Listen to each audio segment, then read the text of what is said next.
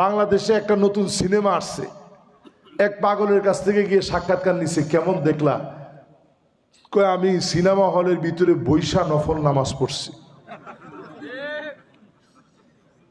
কিরকম মুসলমান কোন আল্লাহ যে আযাব দেয় না।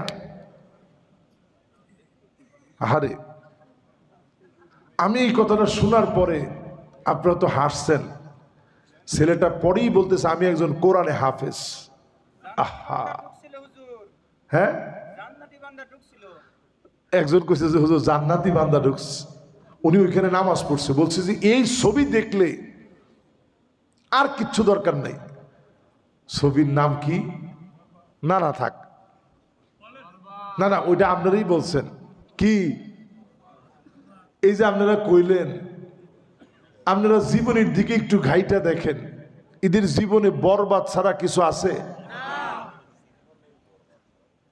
এদের জীবনে আছে কি একটু মিলায় দেখেন। বিয়ে করছে, সন্তান হওয়ার পরে মানুষ বাপরে খুঁজে দিতে হলো, বাপকে সওয়ালের।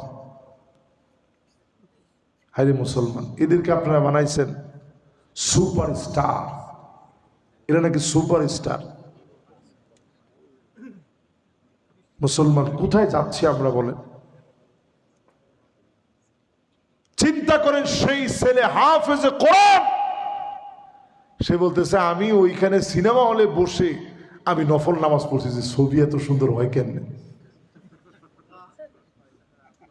তা আপনি এরপরেও চিন্তা করতেছেন যে আল্লাহ আপনার এত দয়া, আপনি কেমনে আমাকে মারবেন, কেমনে আযাব দিবেন, কেমনে ভূমিকম্প দিবেন।